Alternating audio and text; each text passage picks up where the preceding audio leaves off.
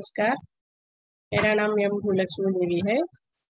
मैं रुद्रवरम में स्थित केजीबी विद्यालय में हिंदी अध्यापिका के रूप में काम कर रही हूँ। तो बच्चों कैसे हैं? 10वीं कक्षा के छात्रों के लिए आज हम भारतवासी पाठ पढ़े। बच्चों अपना अपना पाठ्य पुस्तक खोलिए और देखिए तीसरा पाठ हम भारतवासी। ये एक कविता पाठ है। आरपी निशंक जी का लिखा हुआ कविता पाठ है। हम भारतवासी మనము भारतीयुलము। आरपी निशंक जी। आर का अर्थ है रमेश, पी का अर्थ है पोखरियाल निशंक। रमेश पोखरियाल निशंक जी का लिखा हुआ कविता पाठ हम भारतवासी। देखो बच्चों अपना अपना पाठ्य पुस्तक खोल कर देखिए। उन्मुखीकरण में पढ़ती हूँ, ध्यान से सुनना और मैं उसका अर्थ भी बताती हूँ। अनेक स्थानों से बहने वाली सभी नदियां अंत में समुद्र में ही मिलती है। उसी प्रकार अलग अलग धर्म में जन्म लिए मनुष्य भी परमात्मा के पास पहुंचते। कोई भी धर्म छोटा या बड़ा नहीं होता। मानव जाति एक है, मानव धर्म एक है। स्वामी विवेकानंद जी का कहा हुआ यह बात हमें इस पाठ में उन्मुखीकरण के रूप में दिया गया। స్వామి వివేకానందుడి గురించి మీకు తెలుసు కదా నాకు.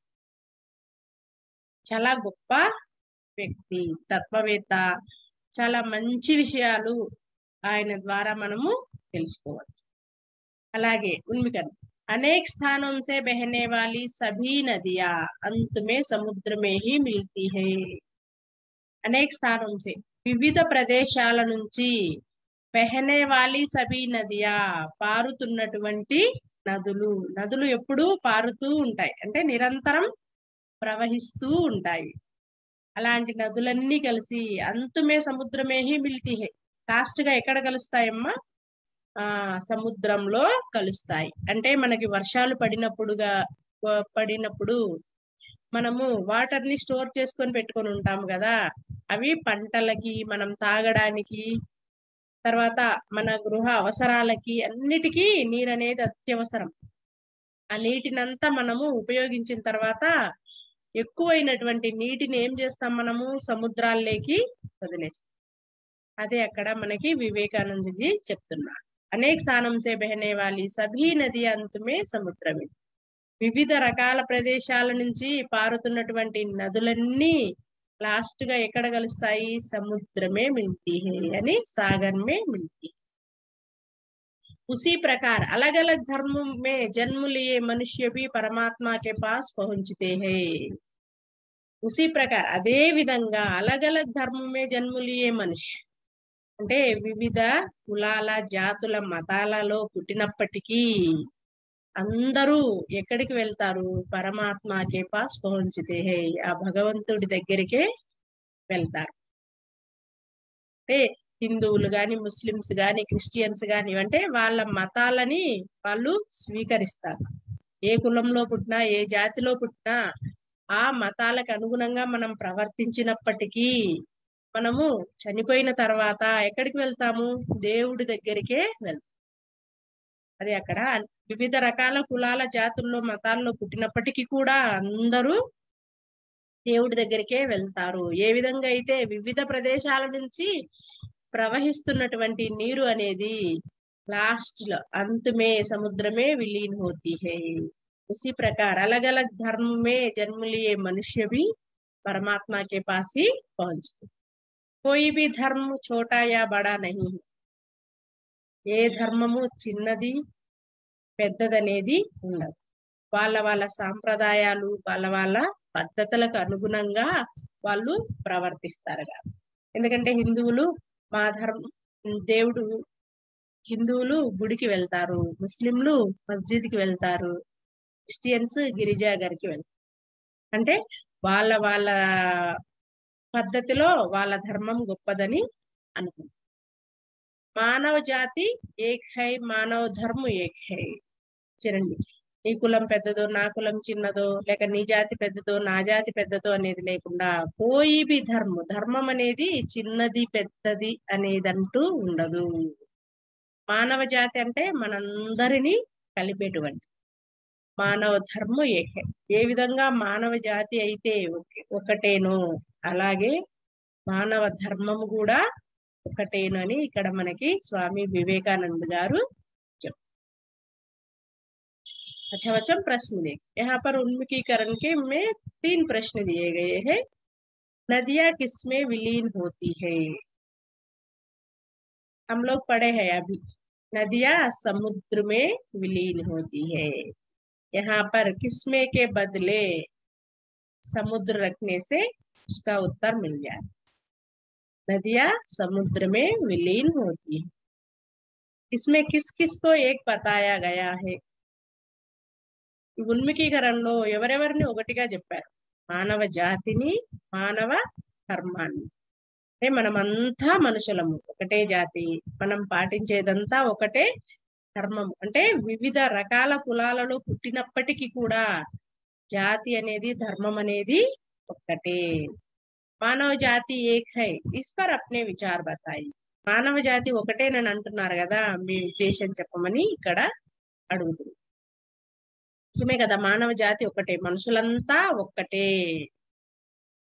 వసుదైవ కుటుంబకం అన్నారు. అంటే ఏ కులంలో, ఏ మతంలో, ఏ జాతిలో పుట్టినా కేవలం మనం ఆ కులంలో పుట్టినాం కాబట్టి అక్కడ ఉన్నటువంటి పద్ధతులని మాత్రమే అనుసరిస్తాం. మానవ జాతి అన్నారు కానీ మానవ ధర్మం అన్నారు. వాళ్ళ పద్ధతులకి అనుగుణంగా వాటిని పాటిస్తారు కాబట్టి వాళ్ళంతా కూడా ఒకటే, కలిసిమెలిసి ఉంటారు. అందుకే ఇక్కడ మానవ జాతి, మానవ ధర్మం ఏకై అని వివేకానంద చెప్పారు. అంతేకావచ్చు उद्देश्य, छात्रों में कविता, गीत आदि की रचना शैली का विकास करना और उनमें देशभक्ति के साथ साथ विश्व बंधुत्व, विश्व शांति, अहिंसा, त्याग, समर्पण आदि सद्गुणों का विकास करना तथा भारत को और भी सशक्त अंतरराष्ट्रीय स्तर पर अग्रसर करने की प्रेरणा देना इस पाठ का मुख्य उद्देश्य है। देखो बच्चों, पाठ का मुख्य उद्देश्य देखिए, छात्रों में कविता, गीत आदि की रचना शैली का विकास करना. छात्र అంటే ఎవరు? మీరే. పిల్లల్లో కవితలు, గీత అంటే పాటలు రాయడంలో, శైలిక వికాస్ కర్ణ, పాటలు కవితలు రాయడంలో బాగా వాళ్ళని డెవలప్ చేసేలాగా ఉండేలాగా చేయడము. और उनमें देशभक्ति के साथ साथ వాళ్ళలో దేశభక్తే కాకుండా విశ్వ బంధుత్వ, వసుదైవ కుటుంబకం అన్న. విశ్వబంధు అంటే ప్రపంచమంతా ఒక కుటుంబం లాగా, అందరూ మన బంధువులే, మనం అందరము కలిసిమెలిసి ఉండాలని. విశ్వశాంతి, ప్రపంచ శాంతిని ఎప్పుడూ కోరుకుంటూ ఉండాలని పిల్లల్లో చిన్నతనం నుంచే మనము నేర్పించాలి. పెద్దవాళ్ళు మనకి ఎప్పుడు చెప్తూ ఉంటారు, మొక్కై వంగ అనేది మానై వంగాదు అని. చిన్నతనంగా అంటే చిన్న మొక్కగా ఉన్నప్పుడు మనం ఏ విధంగా ఆ చెట్టును వంచితే అదే విధంగా పెరుగుతుంది.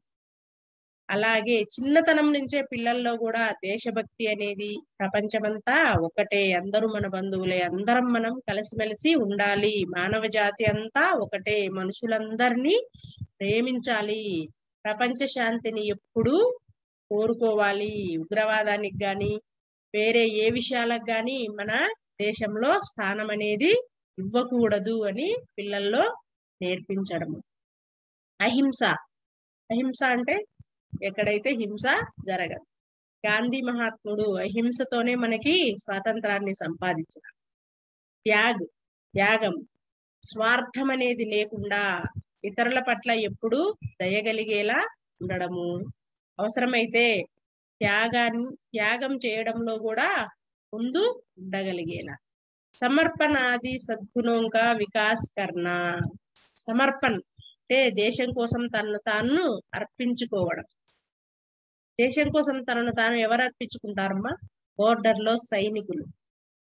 నిరంతరము వాళ్ళు అక్కడ మనకి కాపలా కాస్తూ మన దేశ రక్షణ చేస్తూ ఉంటారు కాబట్టి మనం ఇక్కడ ప్రశాంతంగా ఉండగలుగుతున్నాం.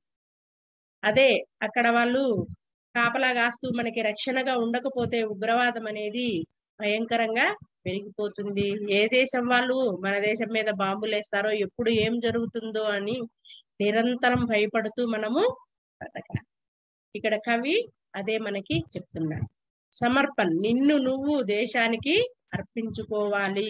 సమయం వచ్చినప్పుడు ఆ సైనికులు, జవాన్లు తన ప్రాణాలను కూడా లెక్క పెట్టకుండా తన ప్రాణాలను అర్పించి తన జన్మభూమిని కాపాడుకుంటారు.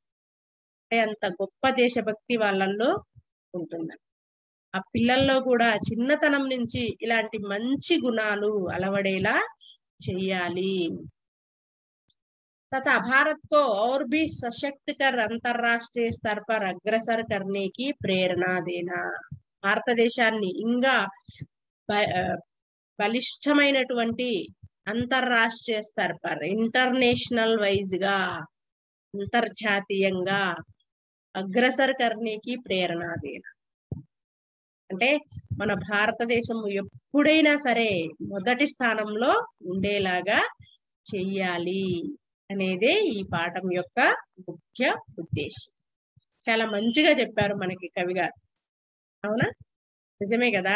ఎప్పుడైనా సరే జనని జన్మభూమిచ్చ స్వర్గాదపి గరీయసి అన్నారు. అన్న తల్లి కంటే జన్మభూమి చాలా గొప్పది.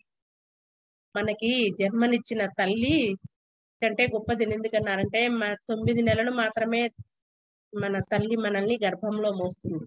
నువ్వు పుట్టిన దగ్గర నుంచి చనిపోయే వరకు ఈ భూమాత మనల్ని మోస్తుంది. అందుకే జనని జన్మభూమిచ్చ స్వర్గాదపి గరీయసి అని చెప్పారు. आप देखो बच्चों, विधा विशेष में देखिए, प्रस्तुत कविता देशभक्ति की भावना पर आधारित है. अब तक आपको समझ में आया ही होगा, ये कविता देशभक्ति से संबंधित. మనం చెప్పుకున్న విషయాల ద్వారా మీకు ఇప్పటికే తెలిసి ఉంటుంది. ఈ కవిత దేశభక్తిని గురించి ఇచ్చారు. పిల్లల్లో చిన్నతనం నుంచే దేశభక్తిని, విశ్వ బంధుత్వాన్ని, విశ్వ శాంతిని కోరుకునేలాగా చేయాలి. ఎందుకు చెప్పారు మనకి ఇలా అంటే, ఆజ్ కా బాలక్ హీ కల్ కే నాగరిక్ హై. ఈనాటి బాలుడే రేపటి పౌరుడు. పౌరుడి చేతుల్లోనే కదా సమాజం ఉండేది, దేశం అనేది ఉండేది. మంచి చెడులు అనేది వాళ్ళ ద్వారానే వ్యాప్తిస్తాయి. కాబట్టి చిన్నతనం నుంచే వాళ్ళల్లో మంచి గుణాలు, దేశభక్తి, మంచి అలవాట్లను నేర్పించమని ఇక్కడ మనకు చూడండి. ఇహ గేయి కవిత హై, ఇది పాడదగినటువంటి కవిత. इसमें तुकांत शब्द प्रथम प्रेरणार्थक क्रिया व सामान्य भविष्य में है. तुकांत शब्द कविता गाते समय मैं इसका समझाती हूँ. प्रथम प्रेरणार्थक क्रिया व सामान्य भविष्य में. प्रथम प्रेरणा క్రియలో ఫస్ట్ పడ్ అనేది మూలధాతువు. ప్రథమ ప్రేరణ అర్థక్ అన్నారు కదా, మీకు అర్థం కావడం కోసమని చెప్తున్నాను, వినండి జాగ్రత్త. పడ్ అనేది క్రియ యొక్క మూలధాతువు. నా యాడ్ అవ్వడం వలన అది పడనా అవుతుంది. పఢానా, పడ్వానా అంటే పఢనా క్రియ. ప్రథమ ప్రేరణ పఢానా, పడ్వానా. పడనా అంటే ఏంటి? చదవడము. పఢానా అంటే చదివించడము. పడ్వానా అంటే ఇతరుల చేత మనము చదివించేలా చేయడం.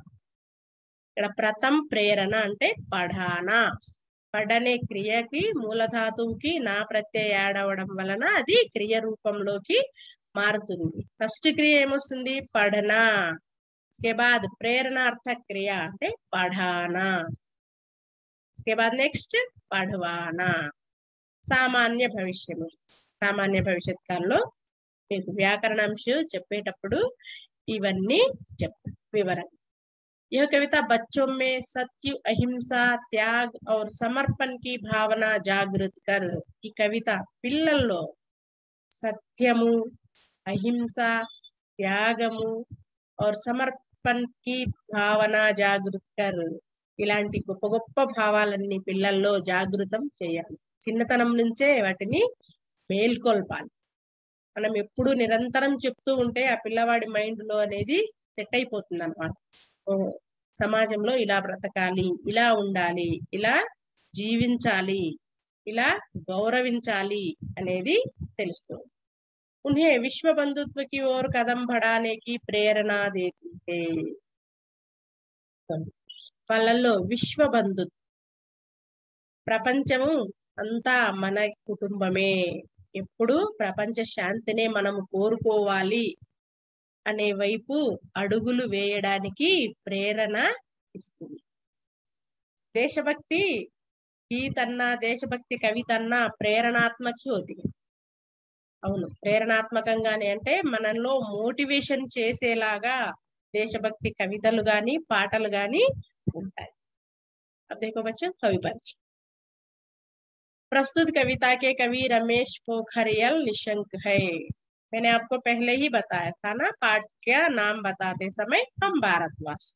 आर.पी. निशंक जी है. आर का अर्थ है रमेश, पी का अर्थ है पोखरियाल, निशंक जी. ये निशंक इनके कलम का नाम भी कहा जाता है. इनका पूरा नाम भी है और कलम का नाम भी निशंक जी. यह कविता इनकी मातृभूमि के लिए संग्रह से ली गई है. ఇక్కడ ఇచ్చినటువంటి ఈ కవిత హం భారత్వాసి కవిత మాతృభూమి కే లియే సంగ్రహ అనే ఒక కవిత నుంచి మనకు ఆ పుస్తకంలో నుంచి ఒక కవితను మనకి ఇక్కడ ఇచ్చిన. वे आधुनिक हिंदी साहित्यकारों में विशिष्ट स्थान रखते हैं. మన రమేష్ పోఖరియాల్ నిశంక్ జీ ఆధునిక హిందీ సాహిత్యకారో మే, ఇప్పట్లో ఉన్నటువంటి కవులందరిలో కల్లా చాలా గొప్ప స్థానాన్ని ఆయన, గొప్ప స్థానం మన కవి గారికి సాహిత్య రచనల్లో, దేశభక్తి రచనల్లో. इनकी रचनाओं का मुख्य प्रतिपाद्य देशभक्ति है. निशंक जी की रचनाओं का मुख्य प्रतिपाद्य क्या है? देशभक्ति. निशंक जी का लिखा हुआ ज्यादातर कविताएं या कहानियां है देशभक्ति पर ही आधारित. రమేష్ పోఖరియాల్ నిశంక్ జీ రాసినటువంటి ఎక్కువ కవితలు గాని పాటలు గాని స్టోరీస్ గాని దేశభక్తి ఎక్కువగా ఈయన రచనల్లో మనకి కనిపిస్తూ. इन्होंने समर्पण, नवंकुर, मुझे विधाता बनना है, तुम भी मेरे साथ चलो, जीवन पथ में कोई मुश्किल नहीं आदि चर्चित काव्य रचनाएं लिखी है. మన కవి గారు రచనలు రాశారు. समर्पण, नवंकुर, मुझे विधाता बनना है, तुम भी मेरे साथ चलो, जीवन पथ में कोई मुश्किल नहीं आदि चर्चित काव्य रचनाएं.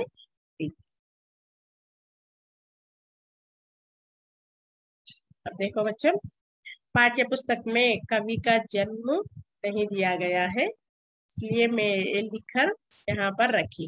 देखिए, रमेश पोखरियाल निशंक जी का जन्म 15 अगस्त 1959 में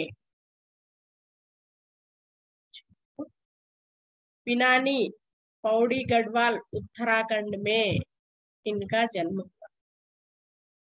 పినాని అనే ప్లేస్ లో ఉత్తరాఖండ్ లోని పినాని, పౌడి, గడ్వాల్ దగ్గర మన రమేష్ పోఖరియాల్ నిశంక్ గారు జన్మించారు. ఈయన భాష హిందీ, ఎందుకంటే ఈయన ఉత్తరాఖండ్ లో జన్మించారు. పిత పరమానంద్ పోఖరియాల్, మాత విశాంబరి దేవి హై. వాళ్ళ నాన్నగారి పేరు పరమానంద్ పోఖరియాల్, వాళ్ళ అమ్మగారి పేరు విశాంబరి దేవి.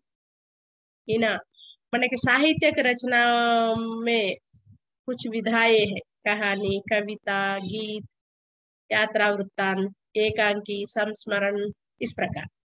ఈయన విధాల్లో కవిత, కహాని, ఉపన్యాస్, పత్ర, ఇవి మన కవి, వీటిల్లో మన కవి గారు రచనలు చేశారు. कविता संग्रह पाठ्य पुस्तक में दिया गया है. समर्पण, नवंकुर, मुझे विधाता बनना है, तुम भी मेरे साथ चलो, तुम भी मेरे साथ चलो, मातृभूमि के लिए, जीवन पथ में कोई मुश्किल नहीं, प्रतीक्षा, ए मेरे वतन के लिए आदि इनकी कविता संग्रह है. और कहानी संग्रह में देखिए, रोशनी की एक किरण, बस एक ही इच्छा, क्यों नहीं हो सकता, भीड़ साक्षी है, खड़े हुए प्रश्न, विपदा जीवित है, एक और कहानी, मेरे संकल्प इनकी कहानी संग्रह। उपन्यास में निशांत, मेजर निराला, पीरा, पहाड़ से ऊंचा। पत्र संकलन, मेरी व्यथा मेरी कथा। बहुत सारे रचनाएं इन्होंने। अब देखो बच्चों, अब हम विषय प्रवेश में पहुंचेंगे। भारत प्राचीन देश है, यहाँ की संस्कृति और सभ्यता सारे विश्व को लुभाती है। सत्यवानों, अहिंसावादियों, संत सूफियों, कर्तव्यनिष्ठों, धर्मनिष्ठों और देशभक्तों की पावन भूमि भारत देश। आज यहाँ का बच्चा बच्चा भी इनके मार्ग पर चलकर विश्व शांति व विश्व बंधुत्व की पवित्र भावनाओं से दुनिया को पावन धाम बनाना चाहते हैं। विषय प्रवेश में देखो बच्चों, भारत प्राचीन देश है। प्राचीन చాలా పురాతన కాలం నుంచి ఉన్నటువంటి। प्राचीन का विलोम शब्द क्या है? नवीन। यहाँ की संस्कृति और सभ्यता सारे विश्व को लुभाती है। ఇక్కడ ఉన్నటువంటి సంస్కృతి, సభ్యత అంటే నాగరికత, సారే విశ్వకో లుభాతి, ప్రపంచం మొత్తాన్ని ఆకట్టుకుంటుంది। నిజమే మరి, మనము ఎక్కడికి వెళ్ళినా మన కట్టుబొట్టు చూసి వీళ్ళు ఇండియన్స్ అని బయట దేశాల వాళ్ళు కూడా మనము చెప్పక ముందల్లే వాళ్ళు మన కట్టుబొట్టు చూసే చెప్పేస్తారు, యు ఆర్ ఇండియన్స్ అని। మన భారతదేశం అంత గొప్ప దేశం, అంత పవిత్రమైనటువంటి దేశం। సత్యవానో, అహింసావాదియో, సంత సూఫియో। సత్యవానో, సత్యవాన్ అంటే అబద్ధం అనేది ఆడనటువంటి వారు। సత్య హరిశ్చంద్రుడు, బలి చక్రవర్తి, ఇలాంటి గొప్ప గొప్ప మహారాజులు, అలాంటి వాళ్ళు ఎంతో మంది గొప్ప వీరులు పుట్టినటువంటి శ్రీకృష్ణదేవరాయలు, అలా ఎంతో మంది గొప్ప గొప్ప వ్యక్తులు పుట్టినటువంటిది మన భారతదేశం। అహింసావాదియు, అహింసతోనే మనం దేన్నైనా సాధించగలుగుతాము అంటే మహాత్మా గాంధీ గారు। సంత్ సూఫియో, సంత్ అంటే సాధువులు, సూఫీ అంటే ముస్లిం సాధువులను సూఫీ అని।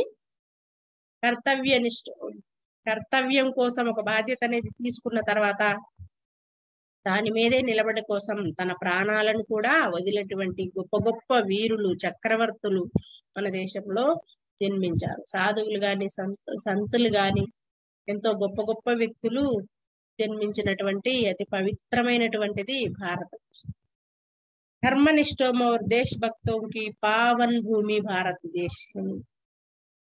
ధర్మం మార్గం పైన నడిచినటువంటి వాళ్ళు, దేశభక్తుకి గొప్ప గొప్ప దేశభక్తులు జన్మించినటువంటి పరమ పవిత్రమైనటువంటిది మన భారతదేశం। ఎంత గొప్పగా కవి మన వర్ణించి చెప్పాడు।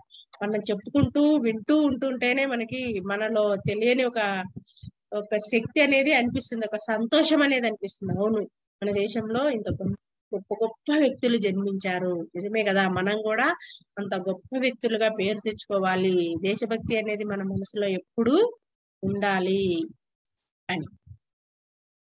आज यहाँ का बच्चा बच्चा भी इनके मार्ग पर चलकर विश्व शांति व विश्व बंधुत्व की पवित्र भावनाओं से दुनिया को पावन धाम बनाना चाहता है। आज यहाँ का बच्चा बच्चा, ఈ రోజు ఇక్కడ ఉన్నటువంటి ప్రతి పిల్లవాడు మన పూర్వీకులు చూపించినటువంటి మార్గంలో నడిచి, पर मार्ग अन्ना, राह अन्ना, रास्ता अन्ना, विश्व शांति विश्व बंधुत्व की पवित्र भावनाओं से विश्व శాంతిని, విశ్వ బంధుత్వాన్ని, ప్రపంచమంతా నా కుటుంబమే, ప్రపంచ శాంతిని నేను ఎప్పుడు కోరుకుంటున్నాను అనే పవిత్ర భావనలతో దునియాకు పావన్ ధామ్ బనానా చాహే। ప్రపంచాన్ని పావన్ ధామ్ అంటే ఒక పుణ్యస్థలం, ఒక పవిత్రమైనటువంటి స్థలం। ఆ పవిత్రమైనటువంటి స్థలంగా చేయాలని అనుకుంటున్నాను. अब देखो बच्चों, अब मैं ये कविता गाकर सुनाती हूँ, ध्यान से सुनना, बाद में आप लोग भी इस कविता को गाकर सुनाइए। हम भारतवासी दुनिया को पावन धाम बनाएंगे, मन में श्रद्धा और प्रेम का अद्भुत दृश्य दिखाएंगे। हम भारतवासी दुनिया को पावन धाम बनाएंगे, मन में श्रद्धा और प्रेम का अद्भुत दृश्य दिखाएंगे। ऊंच नीच का भेद मिटाकर दिल में प्यार बसाएंगे, नफरत का हम तोड़ कुहासा अमृत रस सरसाएंगे। हम निराशा दूर भगाकर फिर विश्वास जगाएंगे, हम भारतवासी दुनिया को पावन धाम बनाएंगे। उलझन में उलझे लोगों को तथ्य दीप समझाएंगे, भटक रहे जो जीवन पथ से उनको राह दिखाएंगे। हम खुशियों के दीप जला जीवन ज्योत जलाएंगे, हम भारतवासी दुनिया को पावन धाम बनाएंगे, मन में श्रद्धा और प्रेम का अद्भुत दृश्य दिखाएंगे। सत्य अहिंसा त्याग समर्पण की बगिया महकाएंगे, जग के सारे क्लेश मिटाकर धरती को स्वर्ग बनाएंगे। विश्व बंधुत्व का मूल मंत्र हम दुनिया में सरसाएंगे, हम भारतवासी दुनिया को पावन धाम बनाएंगे, मन में श्रद्धा और प्रेम का अद्भुत दृश्य दिखाएंगे। बहुत अच्छी कविता है ना बच्चों। देखो, हम भारतवासी दुनिया को पावन धाम बनाए, हर एक बच्चे का मन में और हर एक नागरिक के मन में यह होना चाहिए, उसके दिल में होना चाहिए। ప్రతి పిల్లవాడి మనస్సులో, ప్రతి భారతీయ పౌరుడి మనస్సులో ఇది ఉండాలి. ఎందుకంటే ఎప్పుడైతే ప్రపంచ శాంతి అనేది ఉంటుందో అప్పుడు మనము సంతోషంగా సుఖ సంతోషాలతో మనము జీవించగలం. అందుకే ఇక్కడ చెప్పండి, హమ్ భారతవాసి దునియాకు పావన్ ధామ్ బనాయేంగే. భారతీయులైనటువంటి మేము, చూడండి ఎంత గర్వంగా గొప్పగా చెప్పుకోవచ్చు, ప్రపంచాన్ని పావన్ ధామ్ బనాయేంగే, పవిత్రమైనటువంటి స్థలంగా మేము చెయ్యాలని అనుకుంటున్నాం. मन में श्रद्धा और प्रेम का अद्भुत दृश्य दिखाए. मन में మన మనస్సులో శ్రద్ధ భక్తితో ప్రేమ का अद्भुत दृश्य दिखाएंगे. ఇక్కడ हम భారతవాసి దునియాకు పావన్ ధామ్ బనాయేంగే. పావన్ ధామ్ అంటే పవిత్రమైనటువంటి స్థలం. అది మన ఇల్లు కావచ్చు, గుడి కావచ్చు, మస్జిద్ కావచ్చు, గిరిజాగర్ కూడా వారి వారి ప్రత్యేక స్థలాలకు వెళ్ళి ఎంతో పవిత్రంగా వాళ్ళు ప్రార్థనలు చేస్తారు. అందుకే దాన్ని పవిత్రమైనటువంటి స్థలం అని. मन में श्रद्धा और प्रेम का अद्भुत दृश्य दिखाएंगे. మా మనస్సులో శ్రద్ధ భక్తి, మనం పూజ చేసేటప్పుడు ఎంత శ్రద్ధ భక్తితో చేస్తాం చూడు.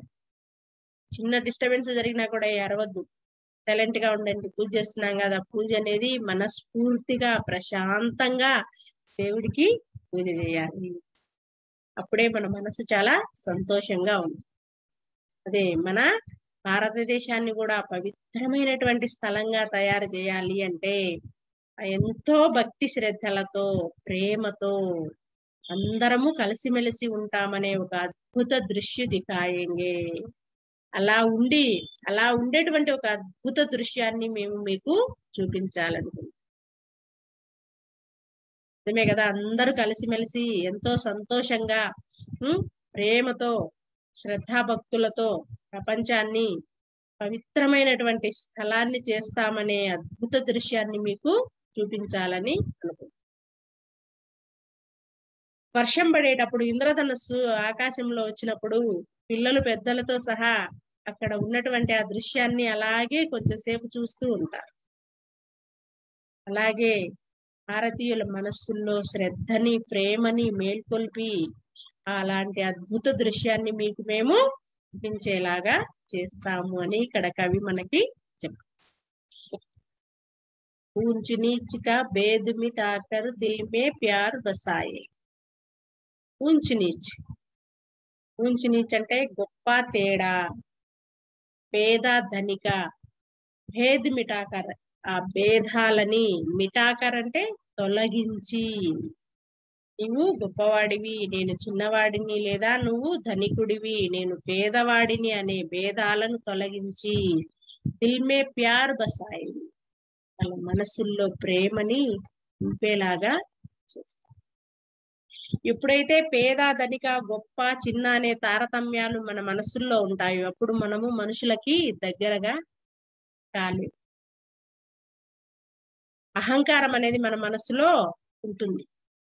నేను ఇంత పెద్దవాడిని, ఇంత గొప్పవాడిని, నా దగ్గర ఇంత డబ్బు ఉంది, ఆ చిన్నవాడి దగ్గరికి నేను ఎందుకు వెళ్ళాలి అనే అహం అనేది మనకి అడ్డొస్తుంది.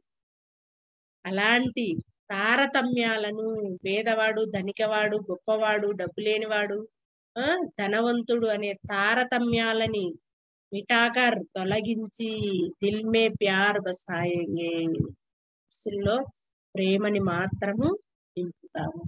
ఎంత గొప్పగా ఉందో కదా. అలాగే ఉండాలి మనం. కక్షతో సాధించలేనిది ప్రేమతో సాధించవచ్చు అని చెప్తూ ఉంటారు మనకి. కానీ అందుకు కొంచెం సహనం, ఓర్పు అనేది మనకి కావాలి. నెక్స్ట్ నఫరత్ కా హమ్ తోడ్ కుహాసా మృతు రస సరసాయేంగే. నఫరత్ ద్వేషం, కోపం, ద్వేషం. హమ్ తోడ్ కుహాసా, కుహాస అంటే ఇక్కడ పొగ మంచు. వర్షం పడేటప్పుడు ఉదయాన్నే సూర్యోదయ వేళ పొగ మంచు కప్పుకొని ఉంటుంది. అది ఎంతసేపు ఉంటుందిమ్మా? కొన్ని క్షణాలు మాత్రమే ఉంటుంది. ఇక్కడ భారతీయుల మనస్సుల్లో ఉన్నటువంటి ఆ ద్వేషము, కోపము అనేది పొగ మంచులాగా విడిచివేస్తాము అని చెప్తుంది. ఆ కోపాన్ని, ఆ ద్వేషాన్ని కూడా ఎంత అందంగా వర్ణించినారో చూడండి.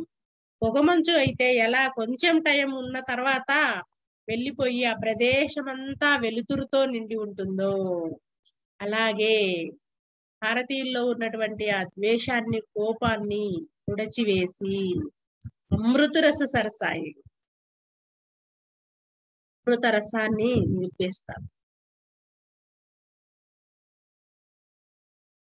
చూడండి, అమృత రస సరసాయంగి, అమృతాన్ని, వాళ్ళ ద్వేషాన్ని, కోపాన్ని తుడిచేసి అమృత రసాన్ని కురిసేలాగా చేస్తారు అని చెప్తారు. हम निराशा दूर भगाकर फिर विश्वास जगाएंगे. हम निराशा दूर भगाकर, నిరాశను దూరంగా పారదోలు, గానా అంటే పారదోలడం. फिर विश्वास जगाएंगे, నిరాశా దూర్ భగాకర్ అంటే మానవ్ ఆశావాన్ జీవితే, ఆశతోనే మనము బ్రతకగలం. ఆశ అనేది లేకుండా నిరాశ అనేది మనలో చేరింది అంటే మనలో ఉన్నటువంటి కాన్ఫిడెన్స్ లెవెల్స్ అనేవి చాలా వరకు తగ్గిపోతాయి.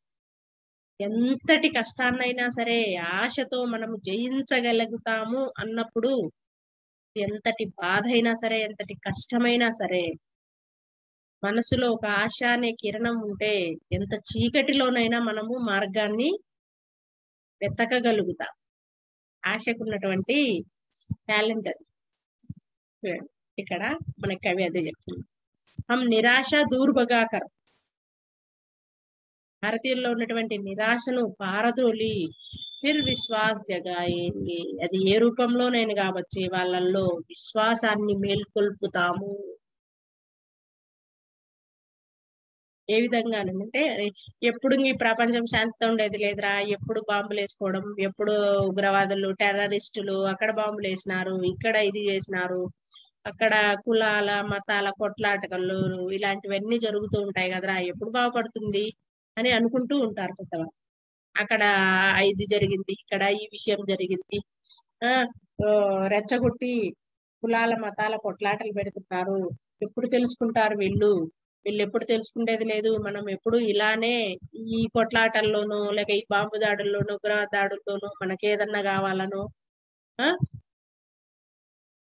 అనే ఆలోచన, లేక ఇంకా వేరే విధంగా స్వాతంత్రం రాకముందు అయితే ఈ స్వాతంత్రం మనం వచ్చేది కాదు, ఎన్ని సంవత్సరాలు పోరాడినా, ఎంతో మంది గొప్ప గొప్ప వీరులు కూడా పోరాడారు, వాళ్ళు కూడా మనకి స్వాతంత్రాన్ని తీసుకురాలేకపోయారు, ఇప్పుడేం స్వాతంత్రం వస్తుందిరా అనే నిరాశ ఉంటుందని. ఆ నిరాశను పారదోలి విశ్వాసం ఉన్నప్పుడే మనం ఏదైనా సాధించగలుగుతాం. ఇక్కడ అర్థం కూడా మనుషుల్లో ఉన్నటువంటి నిరాశను దూరం చేసి వాళ్ళల్లో విశ్వాసాన్ని మేల్కొల్పుతాము. హం భారత్ వాసి దునియాకో పావన్ ధామ్ బనాయే. భారతీయులైనటువంటి మేము భారతదేశాన్ని పవిత్రమైనటువంటి స్థలముగా చేస్తాము, నిర్మిస్తాము అని ఇక్కడ చెప్తారు. उलझन में उलझे लोगों को तथ्य दीप समझाएंगे. ఉల్ఝన్ మే ఉల్ఝే లోగో, సమస్యలతో నిరంతరం కొట్టుమిట్టాడుతూ ఉంటారు. ఇది చెయ్యాలా, అది చెయ్యాలా, లేక ఇది చేస్తే తప్ప, అది చేస్తే తప్ప, అడుగు ముందుకు వెయ్యాలా, వెనక్కి వెయ్యాలా, నేను ముందుకు వేస్తే సాధించగలుగుతానా లేదా, లేదు వెనక్కి వేస్తే నేను సాధించలేనేమో, ఒకవేళ ముందుకు వేసిన అడుగు ముందుకు వేసినా కూడా నేను సాధించలేము అంటే ఒక కన్ఫ్యూజన్. దాంట్లో వాళ్ళు ఏం చేయాలి ఏం చేయకూడదు అనేది కూడా తెలుసుకోలేకుండా ఆ కన్ఫ్యూజన్ అనేది ఎప్పుడు ఉంటుందో మన మనస్సులో, దాన్ని పారద్రోలి సత్యదీప్ సంజాయం.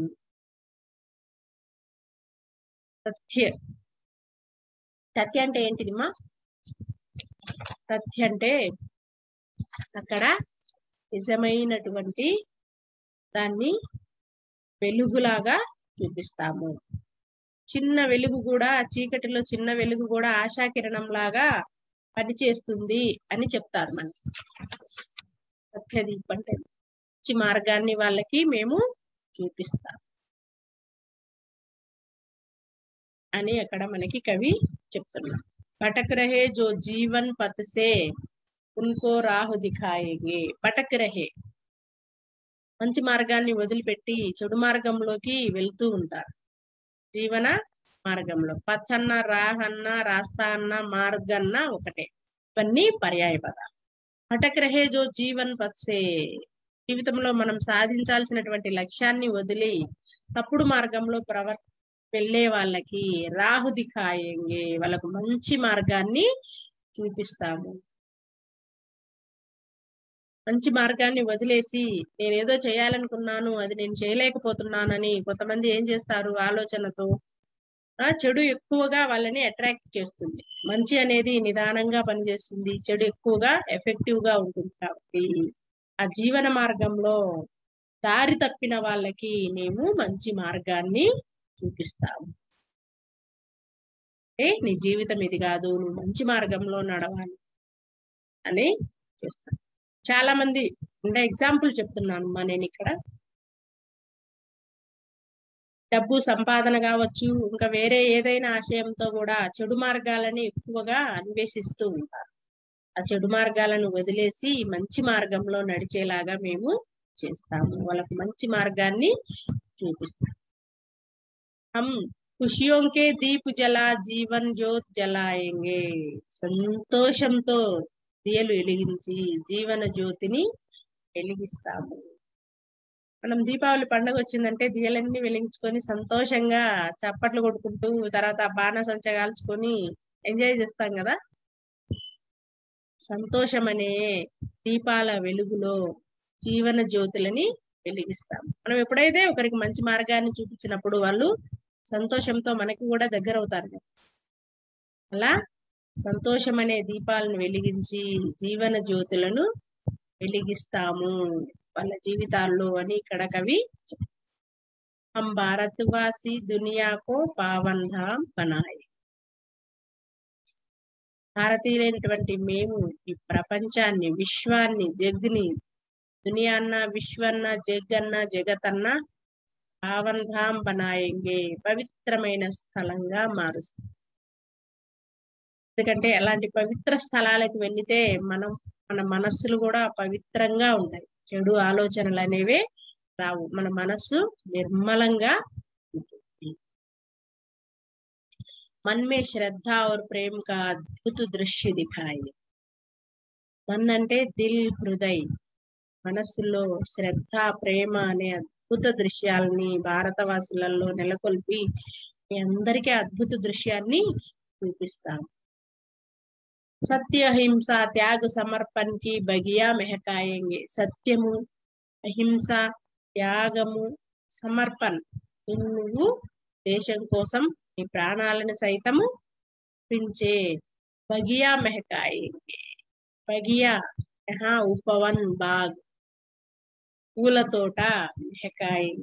మనం ఒక పూల తోటకి వెళ్ళినామంటే ఆ సువాసనలు అనేవి రకరకాల పూలతో సువాసనలు వెదజల్లుతూ ఉంటాయి. మనల్ని మత్తెక్కిస్తూ ఉంటాయి అతని సువాసనలతో. మనం ఒక చోట నిలబడినా ఆ గులాబీ పువ్వుల వాసన, చామంతి పువ్వుల వాసన, అంటే ఎక్కడి నుంచో దూరంగా ఉన్నా కూడా మనము ఆ స్మెల్ని బట్టే అది ఏ పువ్వు అనేది చెప్పగలం. ఇక్కడ రకరకాల పువ్వులు ఉన్నాయి. బగియా అంటే పూల తోట, ఉపవన్ బాగ్. సత్యము, అహింస, త్యాగము, సమర్పణే పూల తోటతో మేము పరిమళింపజేస్తాము అని చెప్తారు. లేదు చామంతి పూలో, గులాబీ పూలో, లేక ఇంకా కనకంబరాలు, మందాలు, అట్లా రకరకాల పువ్వులతో కాదు, సత్యము, అహింస, త్యాగము, సమర్పణ అనే పూల తోటతో ఏం చెప్తున్నారు అక్కడ కవి గారు? మనకు పరిమళింప చేస్తాము అని చెప్తారు. చూడండి, సత్యము, అహింస, త్యాగము, సమర్పణ అనే పూల తోటని మేము పరిమళింప చేస్తాము. जग के सारे क्लेश मिटाकर धरती को स्वर्ग बनाए.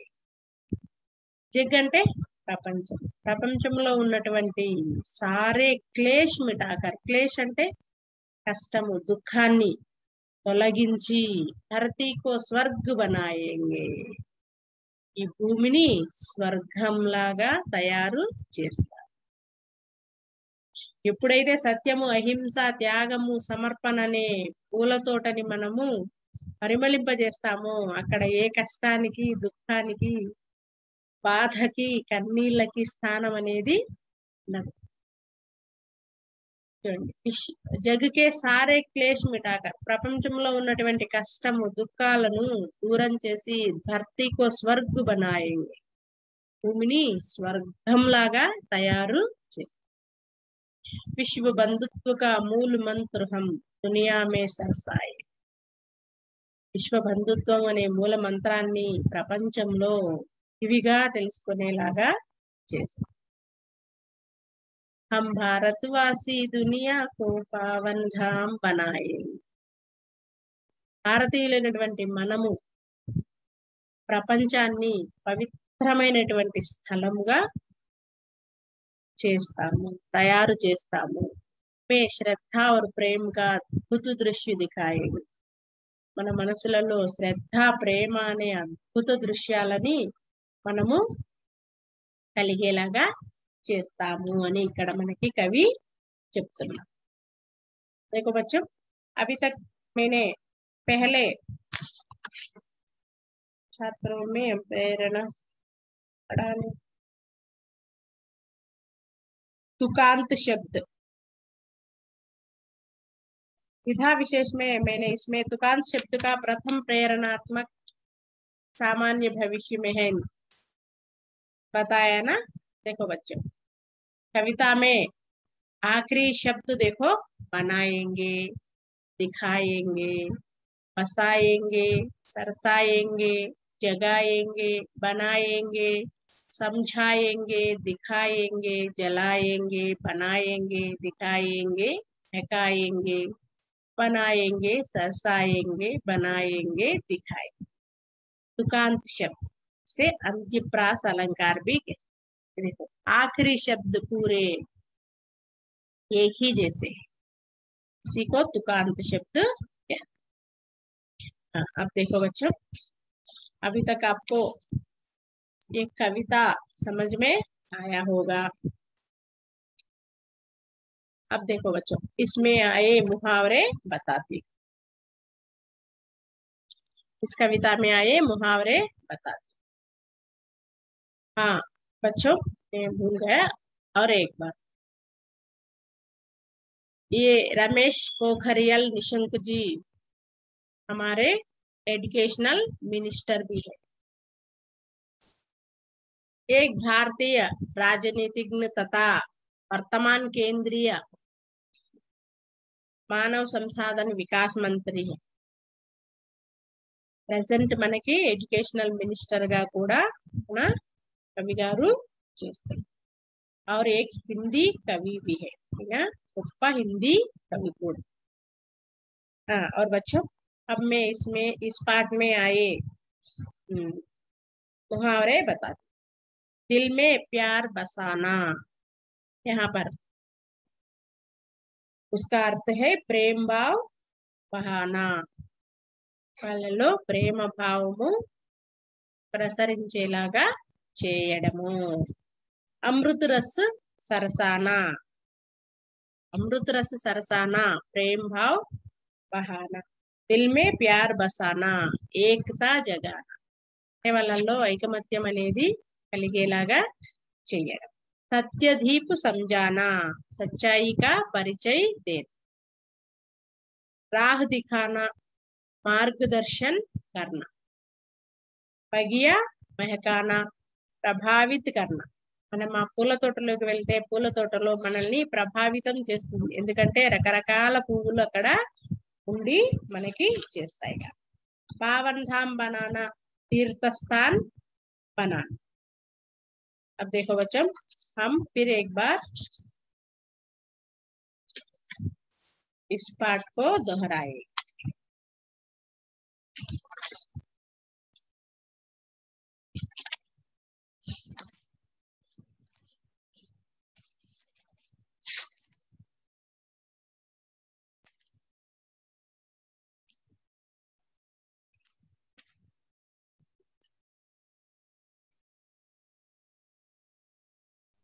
ऊंच नीच का भेद बिठाकर। हाँ देखो बच्चों, अब हम यहाँ पर कुछ प्रश्न दिए गए हैं, उसका अर्थ हम अब समझेंगे। ऊंच नीच का भेदभाव मिटाने के लिए हम क्या क्या कर सकते हैं? ऊंच नीच का भेद मिटाने के लिए हम सबके प्रति श्रद्धा और प्रेम दिखा सकते हैं। अगर मन की कवि अड़गा बिटाकर दिल में प्यार बसाएंगे అని చెప్పారు। हमें अपनी जीवन में कैसा पथ अपनाना चाहिए? हमें अपने जीवन में कैसा पथ अपनाना चाहिए? हमें अपने जीवन में अच्छा रास्ता अपनाना चाहिए।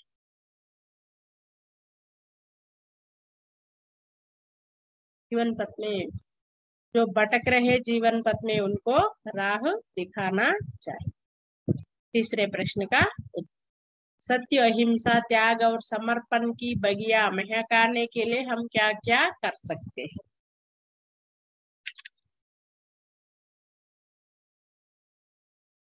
सत्य अहिंसा त्याग और समर्पण की बगिया महकाने के लिए हम विश्व बंधुत्व और विश्व मूल मंत्र का, विश्व शांति का भाव भारतवासियों में जगाना चाहिए और प्रेम से मिलजुल कर रहने का भाव उनमें उत्पन्न करना चाहिए।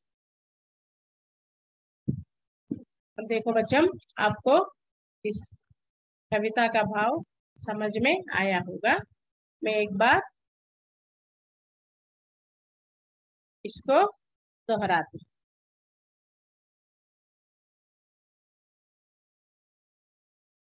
हम भारतवासी कविता पाठ है, यह आरपी निशंक जी का यानी रमेश पोखरियाल निशंक जी का लिखा हुआ कविता है। उन्मुखीकरण में सब नदियां किस प्रकार अंत में समुद्र में विलीन होती है, उसी प्रकार अलग अलग धर्म में जन्म लिए मानव जाति भी एक है और मानव धर्म भी एक। देखो, उद्देश्य में छात्रों में कविता, गीत, रचना शैली का विकास करना और देशभक्ति उनमें जगाना, विश्व शांति, विश्व बंधुत्व और सत्य, अहिंसा, त्याग, समर्पण की आदि महान गुणों का विकास करना और देशभक्ति जगाना इसका मुख्य उद्देश्य है। ये कविता देशभक्ति से संबंधित कविता है। हमारे कवि आर.पी. निशंक जी है, यानी रमेश पोखरियाल निशंक जी है। इन्होंने बहुत सारी कविताएं, कहानी संग्रह, उपन्यास भी लिखे हैं। सब में देशभक्ति ही इसमें ज्यादातर हमें देखने को मिली।